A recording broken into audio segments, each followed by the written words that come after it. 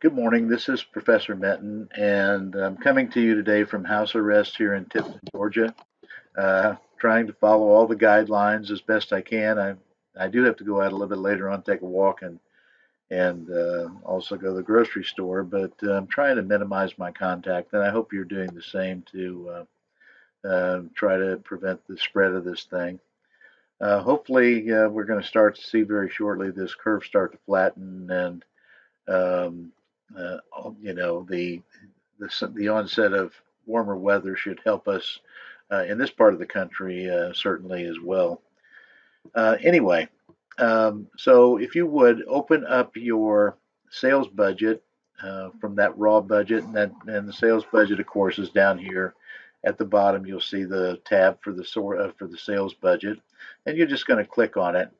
And I've made some changes, so I need you to go ahead and make these changes. And you can always pause the video and because it is a video, pause your video and make the changes. The first thing I did, I think, was I merged and centered these cells here at the top to get them to go all the way across. You wouldn't have to do that necessarily, but I've always done that because I've been in the situation before that even though these are the accountant work papers, somebody might say, well, let's just throw this up on the screen. So I've tried to have it in a presentation format just in case that would occur. I also made a change here. I think this was showing as 2018, and so I changed it to 2020. I don't know whether these numbers were in here when I gave you yours. I think, played around with these numbers just a little bit.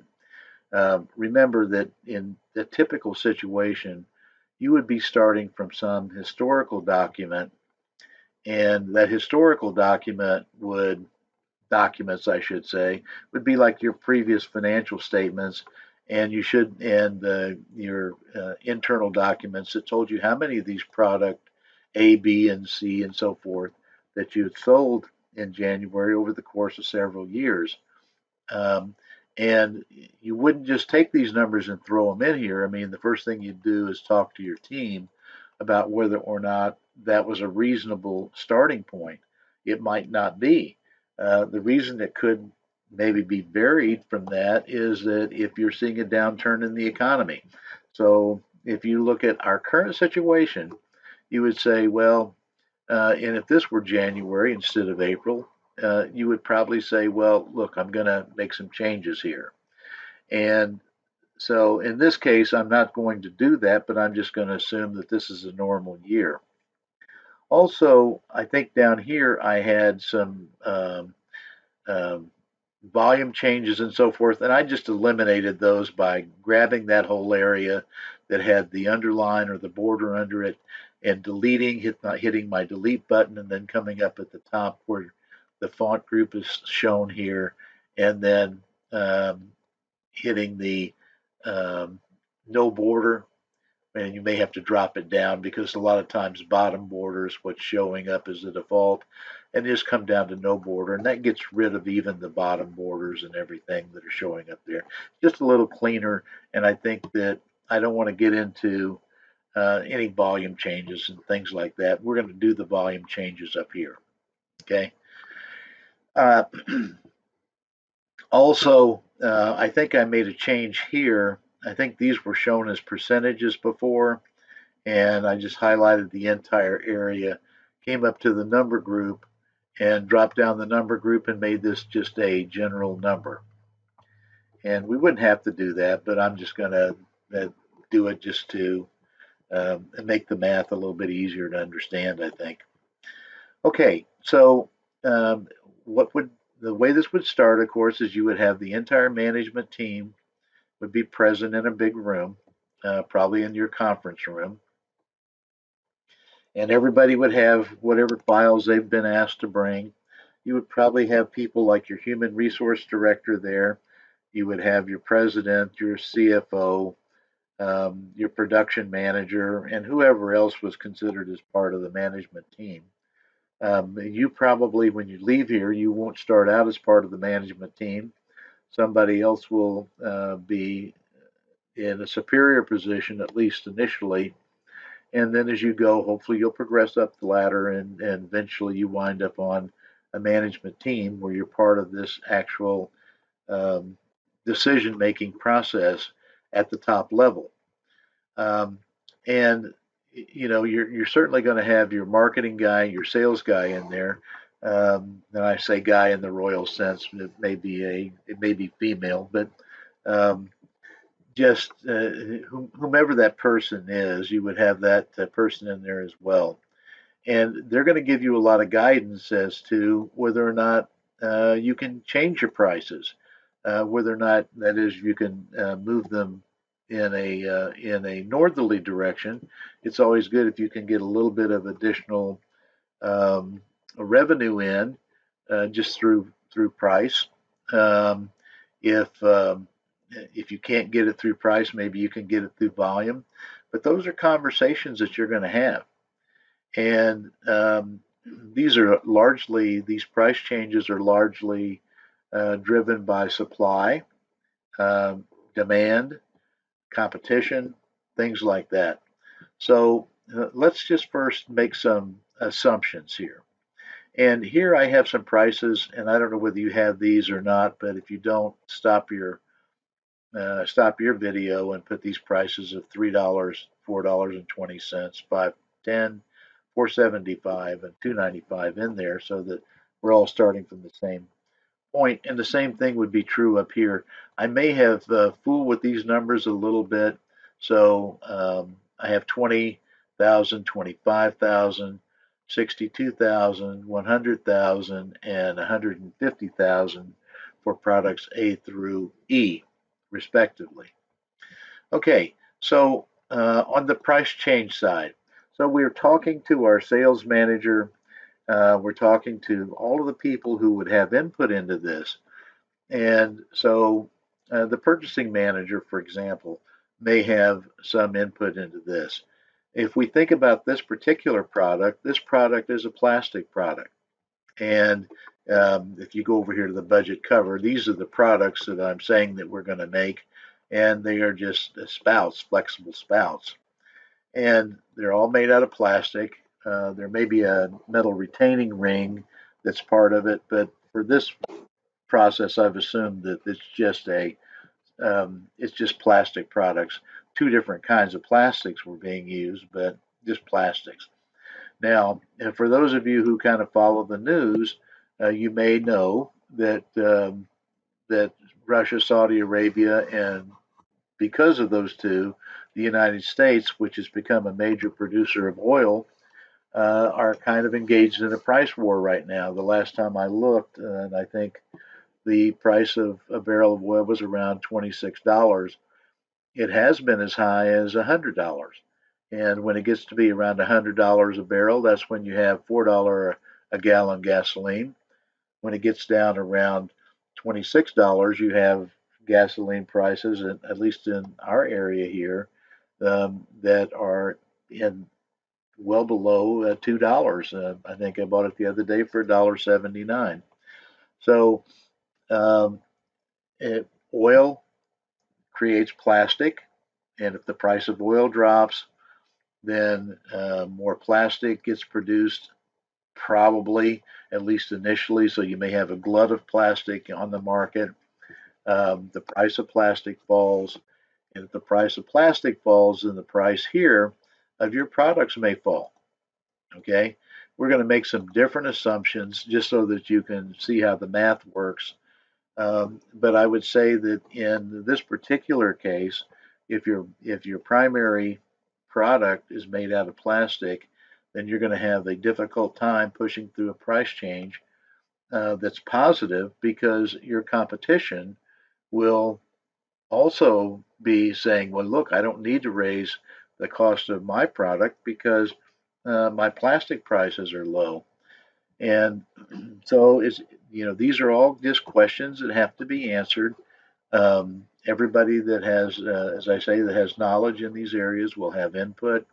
We'll probably be looking to the idea of what do we think the oil price is going to do, because when we create these budgets, they're going to be hopefully flexible budgets, but When we create them, we're going to try to get them as accurate as we can. And part of that is, what do we know? What do we know? What do we think we know? What can we anticipate, and so forth? You know, you all need to understand that business is like every other aspect of life. There's a built-in level of uncertainty to it. We don't know. I mean, just think about what's happened to us recently. Would anybody have predicted that we were going to have this enormous virus problem? Probably not. We know that down the road there will be problems. We have to strategize for potential problems.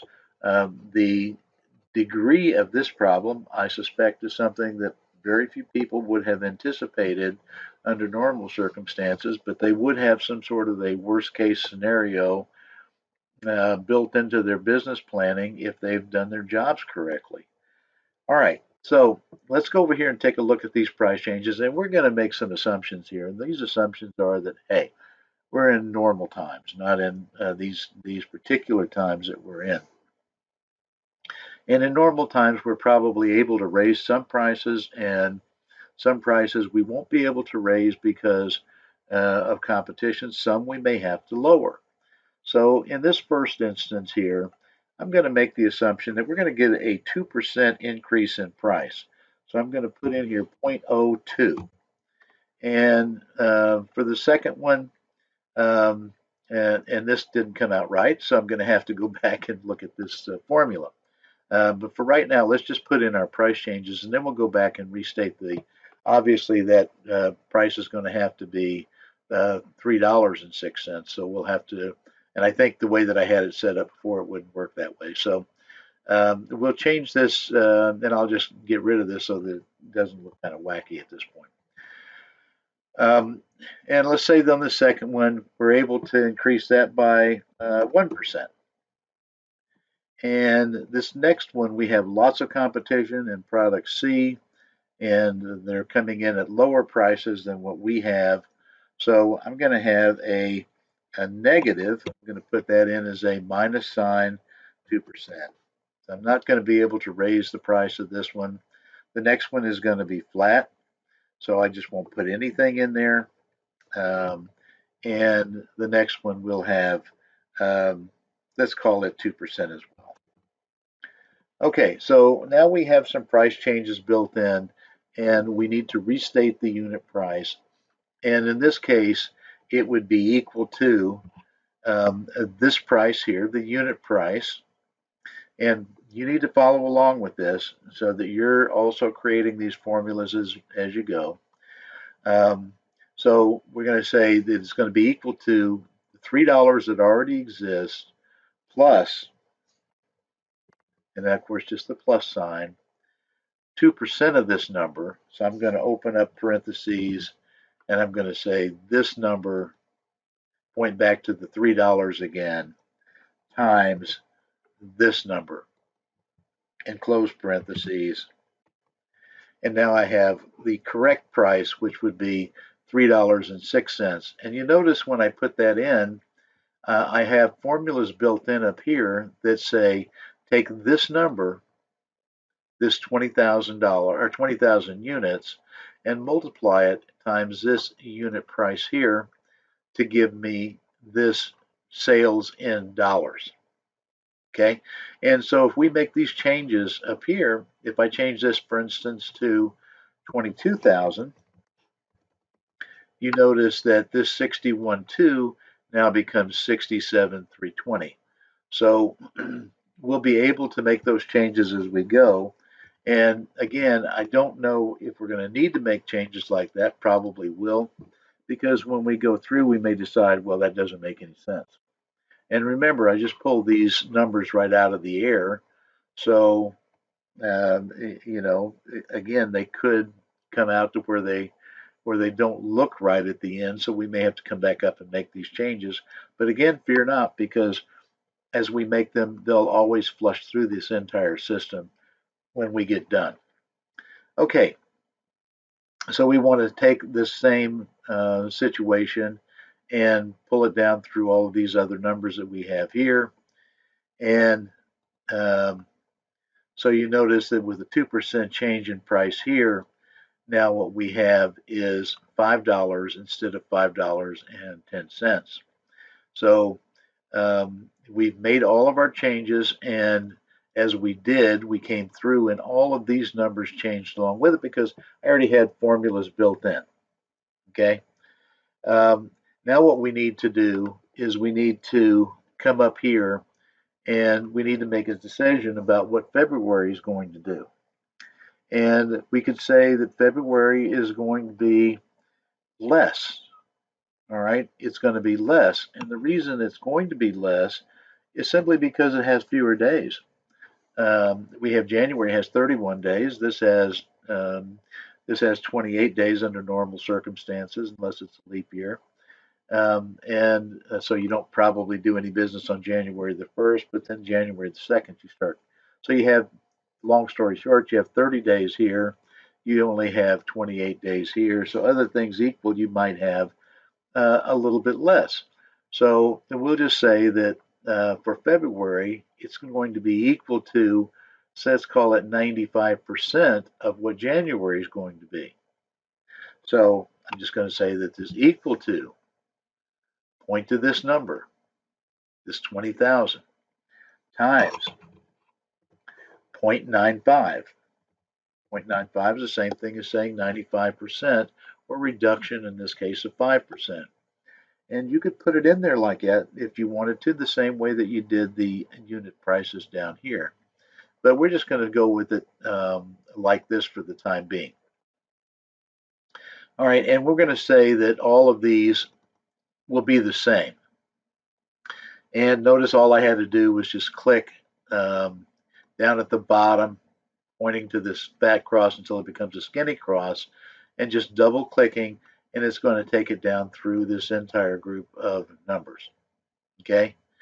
Now we're going to look at March, and we're going to say that March is actually probably going to be a little stronger than January. Again, because we have 31 days in March, and we only had basically 30 days to account for here. So let's increase it by, let's just call it 2%. And you could actually make this.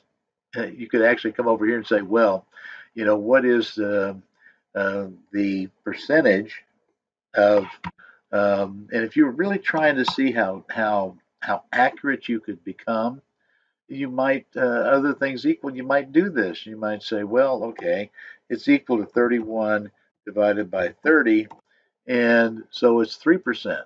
All right, so let's just do that. Why not? And so we're going to say that this is equal to January's number times 1.03. And 1.03 is the same as saying 103%. And so now I have 20,600. So you can see that that's pretty simple to look at. And you always want to just take a look at these and make sure that the calculation that you've done is correct, right? I mean, you just don't stick a number in there and say, hey, this is correct. So instead, what we're going to do is we're going to say that, hey, let's look at it and make sure it makes sense. So if I take 3% of 20,000, or just take 3 times 2, I get 6, and there's my 6. So yeah, it looks right. Okay.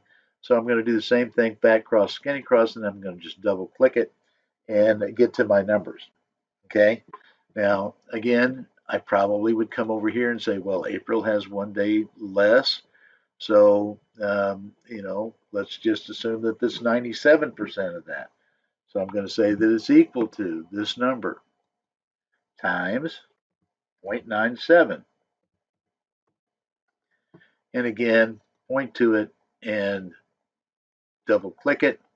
And that gives us all of our other numbers here. This one I might say, just for argument's sake, is the same as March. So I'll just say that it's equal to March's number.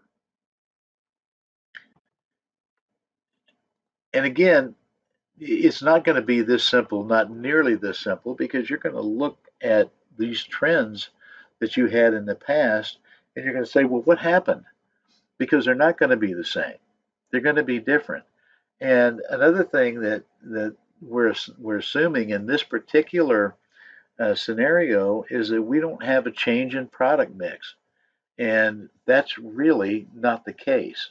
Okay, that's why I had some of these volume numbers sitting there because, uh, and I was going to spread them out across this across the way here because um, what happens is you have a change in your product mix. So in other words, you sold 20,600 of these in March, and maybe you only sell 18,000 of them in May, but you sold, and you, instead of selling 63,000 of these, maybe you sold 67,000.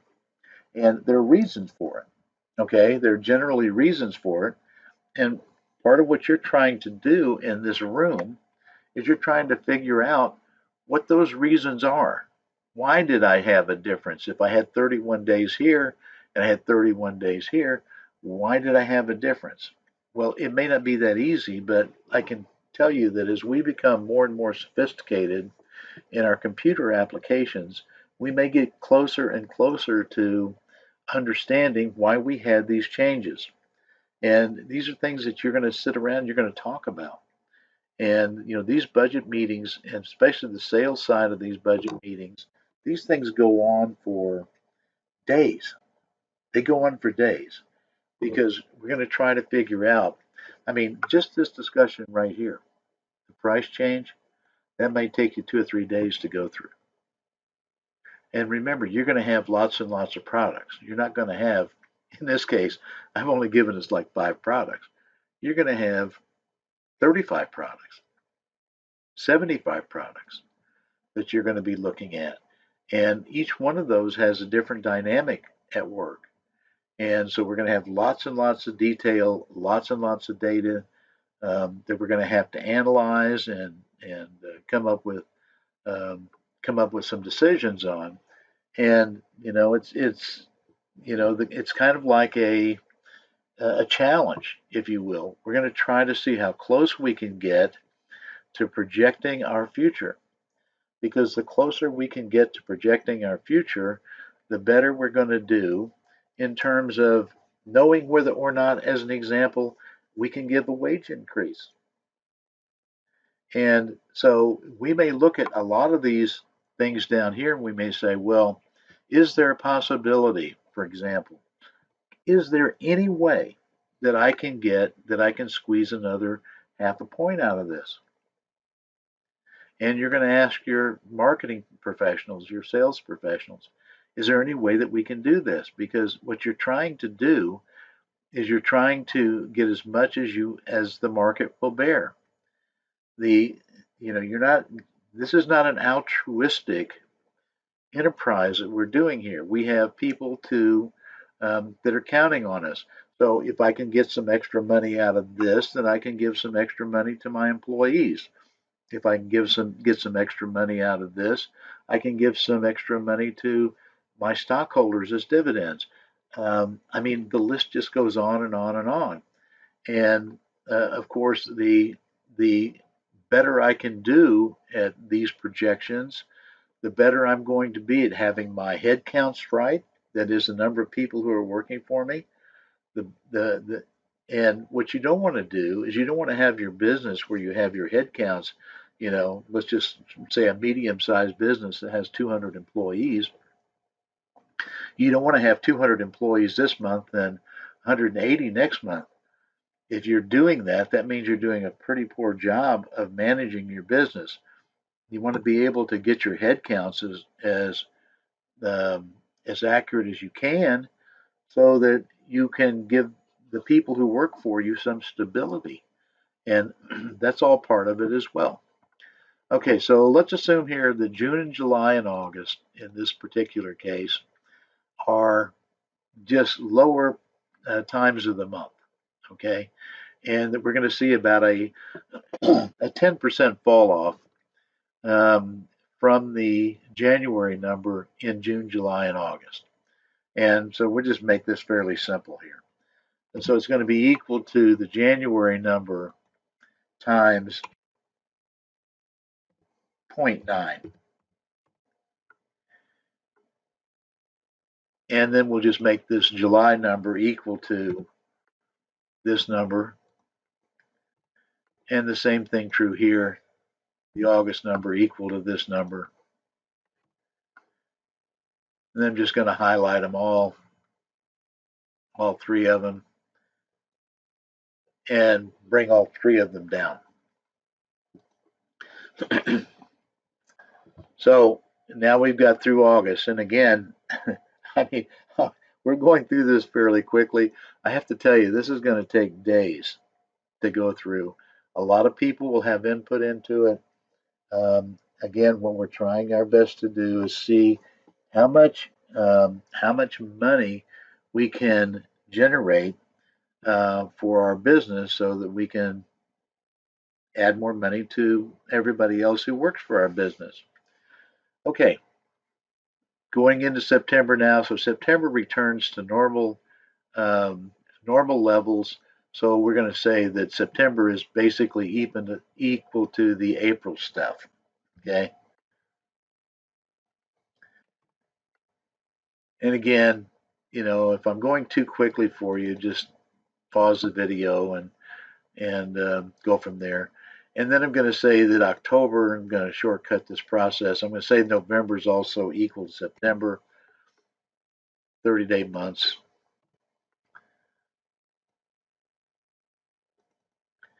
And, again, if I were in the classroom, I'd probably be doing this a little slower. But remember that these videos take up a considerable amount of uh, bandwidth to do.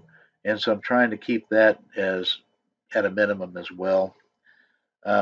So I'm going to make October again equal to, let's call it March. And I'll do the same thing for December. It'll be equal to March, or it could be equal to October, it doesn't matter, same thing. And again, fat cross to the skinny cross. And there you go. And that gives you all of your sales numbers for products A through E in terms of units for the entire year. And now what I'm going to do is I'm going to come over here and I'm going to total these up. And that's just an auto sum. And so up here under editing, I'm going to click that, and it automatically, as you can see, assumes correctly that I want to add up all of these going across. And now I'm going to come down here at the bottom and do the same thing here. Okay, so that's your sales in units. Now you want to come and do sales in dollars, and I did the first one up here. But the way that we would do that is we're going to come up here and we're going to have what is known as a mixed reference here. We're going to have a variable component to it. We're going to have a fixed component to it, a static component, if you will. And the fixed component here, and I'm going to do this one, although I could grab this one right here and do the same thing. But I'm going to do a few for you so you can see how this is actually accomplished. This is going to be equal to, and I'm looking here at my February volume in terms of units, times,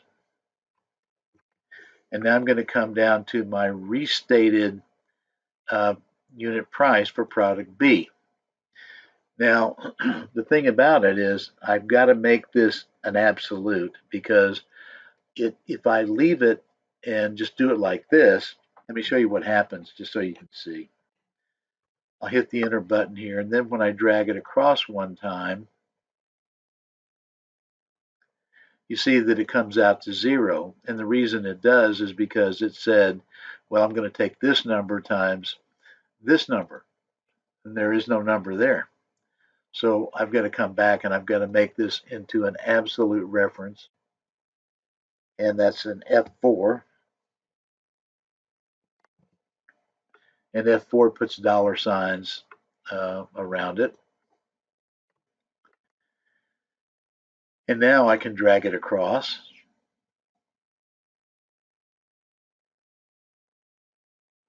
and get the proper numbers. And let's do it just one more time, this time with the product C cost.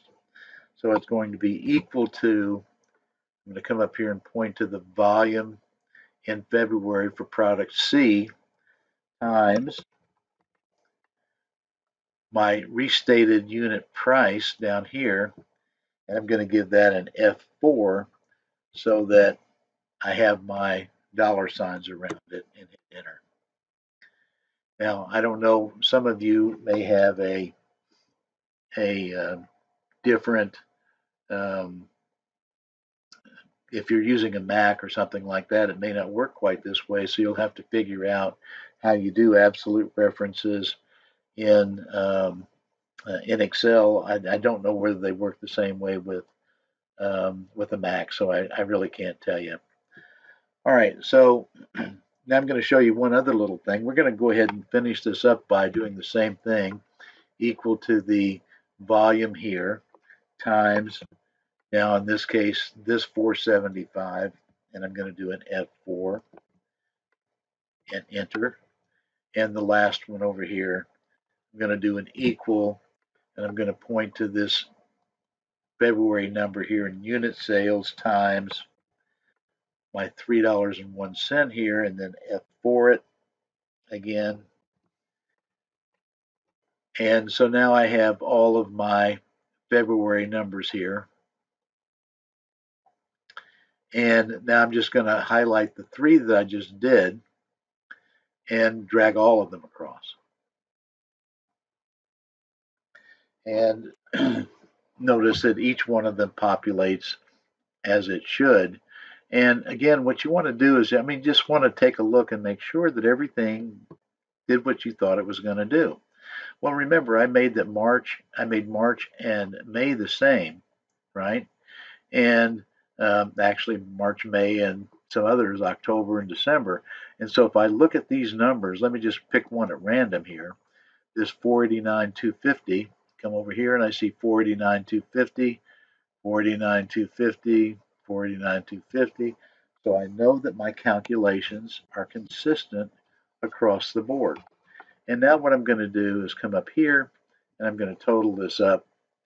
Again, with an auto sum, hit enter, come down here, and notice that I have now down here, I have a cell that's too small to accommodate that number.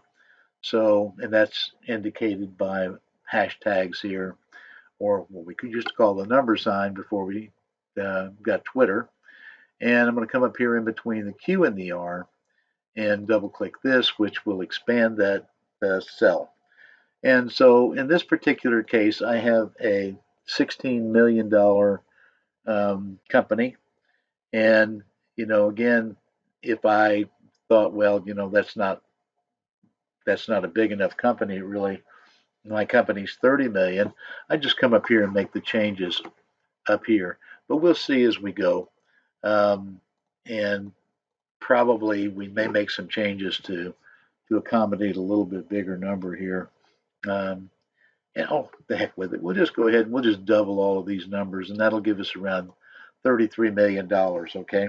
So I'm going to come up here and I'm going to change this to 40,000, and this one to 50,000. This one to 125,000, 200,000, and 300,000. And now you see that we have down here about $33 million in sales, and that's more where I wanted to be. I could also come over here to get my total sales volume uh, by um, by month, but that doesn't really tell me anything. So there's not a whole lot of reason to do it. Because this is just difference in product mix. I would be probably better off if I wanted to see something like what are my percentages of the total. So let's just do that. We'll come up here and we'll make this percent. And And now what I'm going to do is, of course, I'm going to give this an underline because I've got every one of the rest of them underlined. And again, if I want to do a percent here, I'm going to do a percent of what? Well, I'm going to do a percent of the total volume. And so it's going to be equal to, I'm going to point to this number divided by this number, and I have to F4 it because I don't want it to pick any other number. So I'm going to F4 this and 13%. And again, I can change that to a percentage, and we will here in a second. And just drag it all the way down through, and you should see this at 1. And so now if I come over here and let's make these percentages and give it an extra decimal. And now you see that I've got down here, this is the key, you know that you did it right because that must be 100%. And so this tells me that 13.3% of my product volume is going to be in A. And now I may want to do the same thing down here to see, because remember, these sell at different prices. Okay, so we wouldn't expect to see the same 13.3% here. So let's just put in percent here. Again, I probably will underline that just because I want to be consistent. And now I'm going to go that this is equal to this number divided by the total sales of 33 million. And I'm going to F for this again so that that's an absolute reference. And let me see here. What did I do? I might better look at that again. That didn't look right. Equal to, let me point again to this number divided by this number and F4.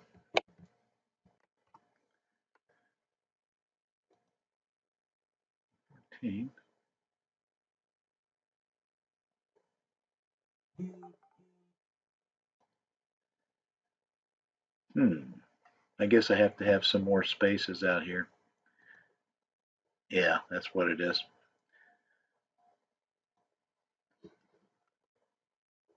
And let's make it into a percent. And give it one more decimal. And now we have something that looks a little bit more consistent with the top. So again, this was 13% of our volume, but only represented 4% of our sales. And the reason, again, is that product A sells for less. So now I want to put in a double underline here. And we have a border for that. So I'm going to come up here and top and bottom, double bottom border. And do the same thing down here.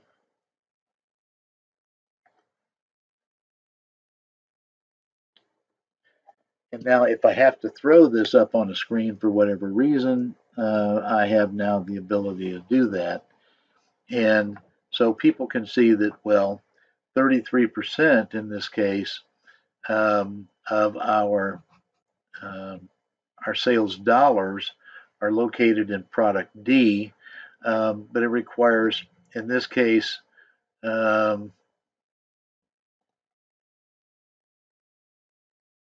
you know what? Oh, we didn't do the. Well, that's right. We didn't do the totals there, so I can't do this. I was looking at that saying, what the heck is going on here? Okay, so I need to undo that. No border. Sorry about that. And that, in this case, um, I can do it here for this one. Just make this one a auto sum this one. And now I'm going to do this again. Come up here. This is equal to this number divided by this number and F4 it. And that's what happens when you do these things on the fly. They don't necessarily work for you.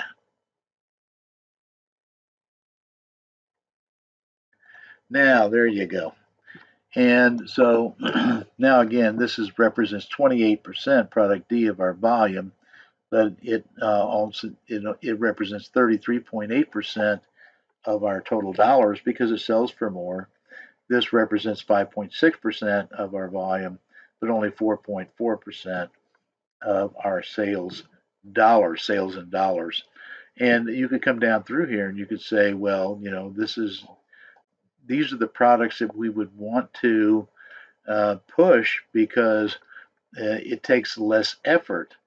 Um, actually, this one's only 7% of your volume, 7.5% of your price. And you would look at each one of these and you would see that these are differentials here. And so obviously, when I look at this one, this product E, it represents 42% of my volume, production volume, and only 32% of my sales in dollars. So I'd be looking at these and saying, how can I effectuate change here that I would rather see something where I have a positive relationship here if I can. And it's not necessarily true. I mean, it just depends on exactly what you're looking at. But if I look down through here, I like these kind of relationships because they tell me that I'm producing something. It takes me less effort to produce, but it generates more uh, sales dollars for me. So, um, and this one I would probably want to take a close look at and see, is there any way that I can get this price up? Okay, because I'm spending a lot of effort on it, and I'm not generating sales dollars uh, that would be commensurate with that. Okay, and again, I mean, a lot of this depends on your actual the actual numbers that you're looking at and so forth, but and your product, but and you'd have to be very careful about that part. These kind of sweeping statements like I just made. But at least it's something to think about just on the surface because, again, when you look at these numbers, don't just look at them and say, okay, well, that's 5.6%. You know, that's 4.4. Yeah, I mean, yeah, I can see that. But what does it mean? Does it have any significance that this one is 5.6 and this one is 4.4? Again, what you're doing as business students is not just looking at numbers, you're trying to figure out what they mean. What lies behind them? What's important about these numbers? And at that point, I'm going to save this budget and be done for the day. And then I'll do some more the next couple of days to move us further down the line. And I think what you're going to see if I pop over here to materials, when I write my actual formulas in here, everything that I did over here will have an effect over here to the materials budget and direct labor budget. So when we do the next section, we'll probably do all of these three anyway, and maybe the cost of sales. Although that one we don't have anything in yet, but we'll probably do all of those because now they're all working off of this number. You'll see how that works as we go forward. So again, I'm going to save this puppy and call it a day. And again, stay safe,